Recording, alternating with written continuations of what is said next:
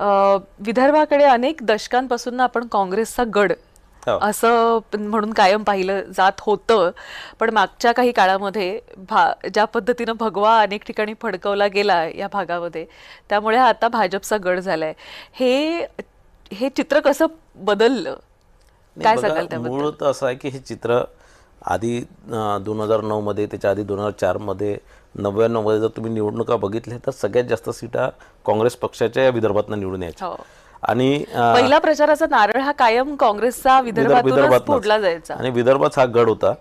पण त्यानंतर 14 पासून ज्यावेळेसपासून भारतीय जनता पार्टीची सरकार आली, माननीय गडकरी साहेबांच्यामुळे, माननीय फडणवीस साहेबांच्यामुळे, तिथे ज्या प्रमाणात विकास नागपूरचा झाला, नागपूर जिल्ह्याचा झाला, त्यानंतर पूर्व विदर्भाचा झाला, आणि ज्या प्रकारे सगळ्या विकास निधीपासून सगळ्याच गोष्टी विदर्भात यायला लागल्या. आणि म्हणून मला असं वाटतं की इथे हा कालांतराने लोकांनाही हे विश्वास झाला की भारतीय जनता पार्टी चांगलं काम करते, भारतीय जनता पार्टीचं संघटनही वाढलं, आणि म्हणून आज हा काँग्रेसचा गड नाही झाला, हा भारतीय जनता पार्टीचा भगवा गड झालेला आहे.